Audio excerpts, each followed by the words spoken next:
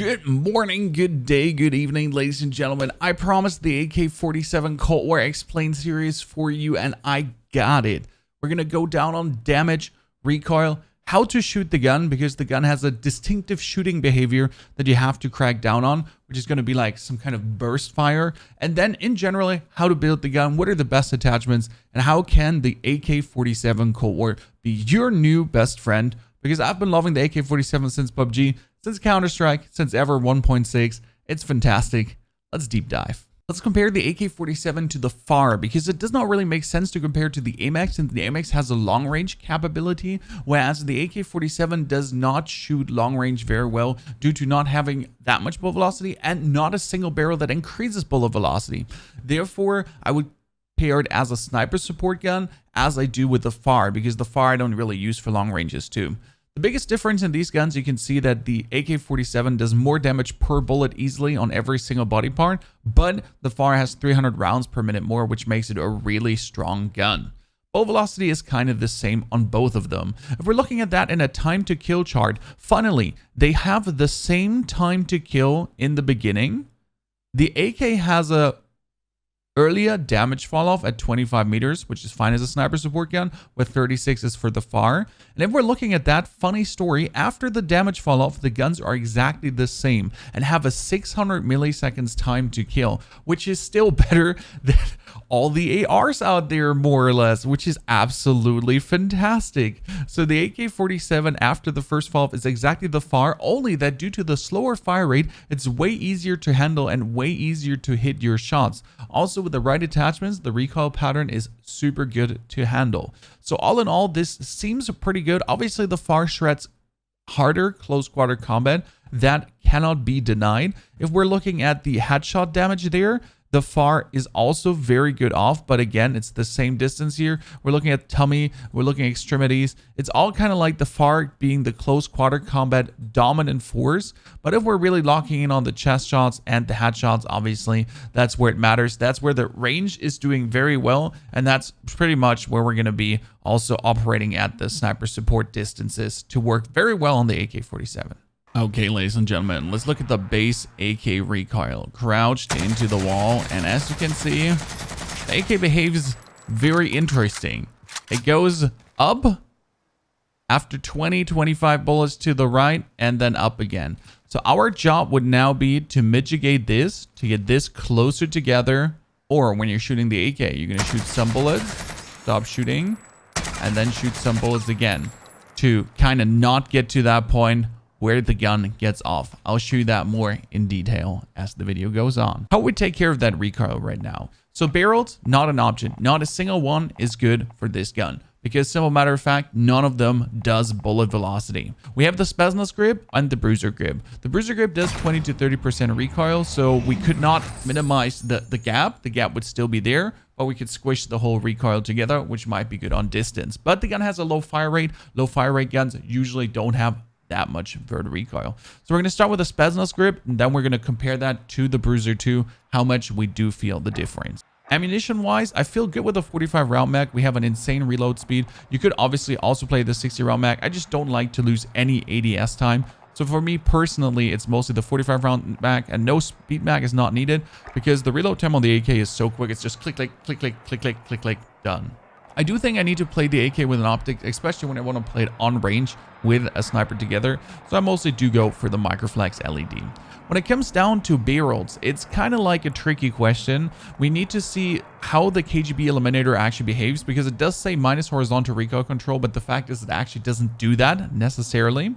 So we're going to start with a muzzle brake first, and then we're going to go for the comp and the Eliminator 2 to see how they behave together with the Spetznas grip, and then we'll see if the Spetznas can be put away to potentially then try out the Bruiser grip. Last but not least, we're looking at the Spetznas PKM stock for shooting move speed and aim walk move speed to just be able to, again, move faster over the battlegrounds and zip left and right. Okay, ladies and gentlemen, the AK-47 decked out, now sprayed into the wall, and you can already feel it. The tiny bit is still there. The bullets are nicely clustered, so there's no spread left and right going on. Obviously, we have a longer spray because we have 15 more bullets. And again, if we would like to shoot the AK now into the wall, we can do this, quick stop, this, quick stop, this, quick stop, this, quick stop, you know? You just gotta shoot quickly and stop for a second. So, and you'll never ever get this one. You obviously get to the point where you exactly know how long you have to stop. We're not talking about long here. Obviously, if we want to exaggerate it, it would be shooting, stop, shooting, stop. But realistically, it's more like shooting, stop, shooting, and so on. So you got to really find your rhythm that you avoid this little one. And it's just a millisecond. That's the high skill that comes with the AK-47, that you can shoot the gun perfectly on distance, and what separates a noob AK-47 user from an experienced AK-47 user. Now we have quite some vert going up. So we have the Spetznas compensator, which gives us horizontal recoil plus, so technically the spread should be wider, and the Eliminator doing the same. Let's see if they actually do what they say they do. Okay, ladies and gentlemen, compensator first. In comparison to the normal grip, you do see already the difference. I would currently say, what, 10% probably? 10%. The shots are more clustered. The horizontal is actually not higher. You can see that nicely here. Yes, here it feels that the horizontal is higher, but it's not higher. It's just this recoil squished together. So it does actually do a good job of putting this together. Now let's find out how much better does it feel with the Eliminator. Eliminator versus compensator. Oh, does feel tiny bit better. I mean, this feels way clustered together in comparison to that. In comparison to that, even. I mean, this is very nice. The Eliminator is actually pretty fantastic. Does not seem to do anything minus. I mean, the Eliminator is supposed to give us muzzle flash concealment, vertical recoil control, and reduce our shooting move speed, and give us minus horizontal recoil control. The horizontal recoil control minus, I don't feel at all. So the Eliminator is going to stay on, that's for sure. So we have the Eliminator spray with the Spetznas foregrip now versus the Spetznas foregrip without. And now let's put on the Bruiser and see if it gets even better. Bruiser grip with the Eliminator versus without the Bruiser grip. Wow. Okay, that's the Bruiser grip versus the Spetznas grip. That's the first initial spray again. Does not really make difference. This is really clustered. Yeah, but okay. Let's see if we're trying to shoot the gun away again. As I said, with the normal shooting pattern that we did. We shoot, wait for a second, shoot, wait for a second, shoot, wait for a second. And we have a very good spray. Like, if someone was running in that distance, we could definitely utilize that. I mean, you can also, as we just seen there, just spray away. But what you can do, again, exaggerate it. You shoot, wait for a millisecond, shoot, wait for a millisecond, shoot. And then you have an absolute straight spray that is, yeah, crazy. That's how you shoot the AK. That's how you build the AK. That's how you fry out with the AK47 Cold War. Okay, what does the final build for the AK47 look like? As we've seen, the Eliminator does so much good recoil control. It's fantastic. And the horizontal recoil is not there. We do have the Bruiser suppressor as an option in the long run, as it seems it does a 10% too. So I will definitely try out the Bruiser suppressor as it is unlocked, and it might be better than the Eliminator. But at this point, it also does really good. You have seen the damage range on the gun already. If you're close quarter combat up to 25 meters, you're fine. And if you're long range after 25 meters, you have still an absolute insane time to kill. Then we need the Bruiser grip. The Bruiser grip does everything better than the Spetznas does, as it seems. It really gets the recoil down together and controls the gun perfectly. We have the 45 round mag, because I do feel like the 45 round mag is more than enough to clap jimmies left and right. If you want to go for the 60, because it looks absolutely fantastic, do that, ladies and gentlemen. I do prefer the Microflex LED here. You can definitely play the Hogsmore or the Slick Solo Scout, whatever you feel about that, if you do need the bonus magnification, if you're old as me. And then we have the Spetznas PKM stock for shooting move speed and aim lock movement speed. We'll definitely try out the Raider stock at some point, but I already feel very good with the Spetznas PKM stock. One bad thing about the AK-47 obviously is it does not have any hip fire happening. So do not try to hip fire this gun. You will be absolutely disappointed. This is something you ADS in every situation, close quarter combat, long range, mid range.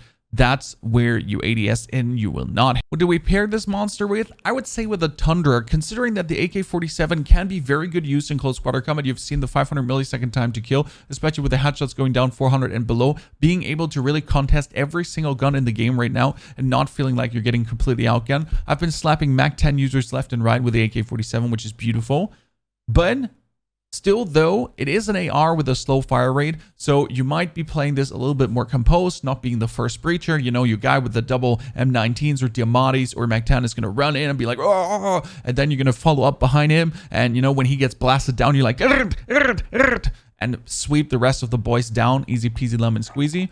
That's why we're playing a rather slower sniper, not the ultra movement speed sniper. Definitely compare the AK-47 also with a Pellington. We start with the Wrap Suppressor, the Combat Recon Barrel. We put on the Infiltrator Grip for the absolute movement speed, or Patrol Grip for sprinting move speed. Wherever you actually move more, do you walk more? Do you sprint more? What do? I sprint more. I side cancel like a maniac, so the Patrol Grip is for me.